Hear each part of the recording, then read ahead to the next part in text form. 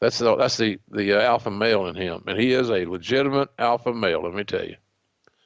Let's talk about a couple other guys who are going to butt heads. Wade Keller would report that Mick Foley is said to be extremely upset with the negative comments made by Ric Flair in his autobiography that's now in stores. Apparently, he feels a bit betrayed that Vince McMahon would allow such harsh comments to be published in an official WWE publication, especially since Foley has been more diplomatic in his books regarding current WWE talent that he may have had harsh words for. And apparently it's to the point that Foley isn't returning phone calls for anyone with WWE. I think most people remember Flair called Mick a glorified stuntman. It upset Mick to the point that here in my hometown of Huntsville, Alabama, at a Monday Night Raw taping, Foley's going to try to confront Flair in catering, and things go south from there. Yeah, I was sitting there trying to have a quiet lunch in beautiful Huntsville, Alabama, begging for some barbecue. Let me feel like somebody got a piece of cornbread for this brother. What's going on? And then I see him on the far other side of the little cafeteria walking towards each other like, two aging gunfighters, approaching the down the thoroughfare there in Deadwood. Hey, I got the guy's name right now. Seth Bullock, a Twitter follower, corrected on the sheriff at Deadwood. I've got all those episodes. It's the only thing I have in my little TV app gimmick on my iPod. The only show is every episode of Deadwood. I'm very one-dimensional, Conrad. I'm ashamed of myself. But where were we on this top? What were we talking about? Foley and Flair backstage in Huntsville. Oh yeah. So they're walking toward each other like these two old gunfighters. And then I think Rick was on the offensive. And at first, and then Mick basically was counter punching or counter scuffling, but it never got real out of hand, and it was very, very quickly broken up. So be like guys of my age, you don't want anybody to break a hip or something here. So, but that's what happened there. It wasn't bloody brawl. It wasn't somebody had somebody mounted, and it wasn't a great right hand, a big time left, nothing like that. It was just a little bit awkward, actually. But luckily, nobody got hurt, and here they are. They're so both walking the face of the earth and doing all right. What's your take on that? Should WWE have said, hey, you can't say that about Foley, or is it better just to let the guys be themselves? I am going to lean toward the latter. Let the guys be themselves without, and look, we're communicating here. It's being creative. It's supposed to be a creative company. So there's got to be creative ways to frame things that are not distasteful and not eye-rolling, that still tells the story. That's kind of what being a wordsmith is all about. Figuring out how to frame in your story, using the words that you have at your disposal. So I think that you kind of got to let it go. Unless it's too far, then you figure a creative way to make it work. But certainly, I think Mick said he saw that in a bookstore someplace, the book. And I'm under the impression that Mick did not know about this quote in advance.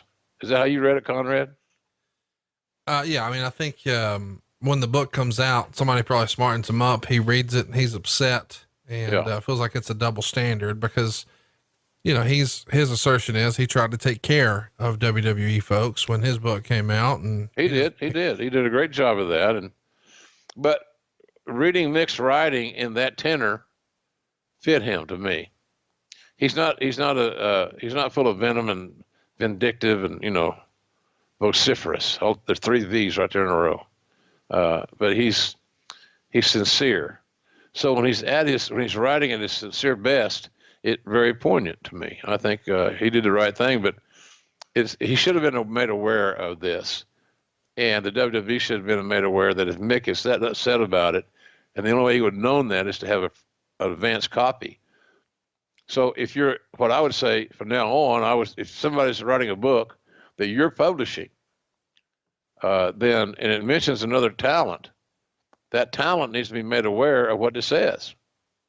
So if they have any issues with it, yay, nay, or indifferent, they have the opportunity to express themselves. Simple as that. Let's talk about another Wade Keller report. This time it's about house shows and how it's caused for concern because there's been record low house show attendance this summer already. He would say most recent house shows have been drawing around 1,000 fans, sometimes a bit lower and rarely ever more than 2,000. And some of the buildings WWE's been booking have been smaller arenas since they knew it would be low. But in general, these tiny crowds mean tiny payoffs for the wrestlers. And there's a handful of SmackDown house shows that are canceled in recent weeks, and wrestlers would rather work, but they'd rather be canceled than work for nothing. And since their payoffs are often based on attendance, once they pay for their own hotel, food, and rental car expenses, some of the guys may actually wind up losing money on those events. The Raw guys, the Raw crew, feel like they're in better shape than the SmackDown crew. And the SmackDown crew is concerned that maybe nothing will turn around, but hopefully when Kurt Angle and Big Show come back, that will make a difference. But some of the lower card wrestlers actually appreciate that when ticket sales are sluggish, some of the big stars lay out, like Triple H or Ric Flair, Chris Jericho, Eddie Guerrero, Kurt Angle. They would just not make that event, which means that they're not siphoning off a big cut of the gate and they get a better payday. This is all making a lot of sense when you start to think about, hey, we're going to start going overseas once every 3 months. Does it not? Yeah, but let me tell you, this formula that Wade laid out there is not quite accurate. The formula in that era of paying talent on a live event was somewhat, it was deceptively simple, but obviously because it was discretionary, it had its complexities. If you had a house where the net meaning the number immediately after taxes. So the net house is $100,000, let's say, okay? Well, normally the talent monies would be about 30 to 33%, sometimes 35, sometimes less for pay-per-views because of the revenue size. And the math, it always goes around that stuff. That's another story. So you got a $100,000 house, you got 30 grand, let's say, for your talent pool. The main event would get 3%. 30 grand, 3%, or not 30 grand. Yeah, 30 grand times 3% is what? $900. Yeah. So both guys if two guys in the main event get $900, unless you're Stone Cold, you get 5%. And then if you're, but that would go, the same numbers are going to be put in that formula, no matter if all those guys that were off, that you read that were off, so those big names, and the pay scale the formula did not change if they weren't there. So the main event on that card that they were not on is still get paid 3% of the net after taxes. So if that makes any sense to anybody. No, it makes great sense. And I'm glad you're sharing it with us because it's always been one of those great mysteries as a wrestling fan. You know, how does this work? I'm sure it's a mystery for a lot of the boys too, but you saying it's 3% unless you're Stone Cold and then it's 5%. That's a nugget of information that I don't think's ever been out there.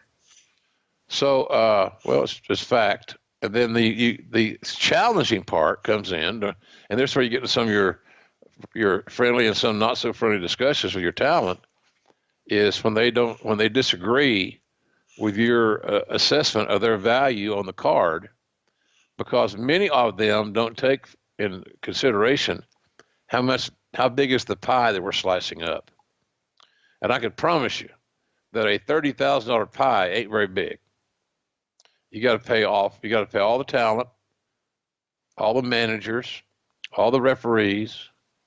So any talent appearing before the live audience on a live event, obviously we're talking about, has to be paid. So that's kind of how that worked, and it was tough to.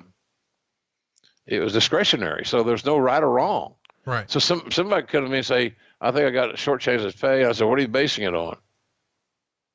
Then you find out, well, so-and-so said he got this. I said, well, so-and-so's lying. And I said, go get so-and-so. Bring him into my office. Did you tell him he made blank for the show? Then they cover their mouth like they're little kids and laugh, giggle. Yeah. Why'd you lie to him? Oh, I just want to get a rise out of it. Well, you did. Here he is. here you are taking up my time that don't need to be relegated to you two knuckleheads. So you get that half the time. Guys get all stirred up, or they get a call from their wife saying that I just got the MasterCard bill. Holy God, honey! So it's crazy. It's a whole different world in that payoff world. And I don't know how they're doing it now. To be honest with you, I really don't. I don't know if the guys are on these big downside guarantees. They get that every week like a salary. And then how are the royalties? Not the royalties. How are the bonuses for live events and pay-per-views? How are they factored in? It's another good question. Because the royalties are straightforward. I got a royalty check from them this week. I appreciate it. Thanks, Vince. And it needs to be a little bigger, but nonetheless, I appreciate it. Let's go to the go-home edition of Raw. Right before Vengeance 2004, you and Lawler are going to open the show, and you're going to say that Eugene is the GM for the night, and he's going to make Jerry Lawler, Stacy Keibler, Tyson Tomko, Chris Jericho, and Tajiri play musical chairs, and the winner gets a title shot. Jericho wins, and Eugene reveals it's for the Intercontinental title. What do you think of making Eugene the GM and musical chairs? Would the Cowboy have booked it that way? I don't think so. I love Nick Densmore. He's got a promotion in the Dakotas, I think South Dakota.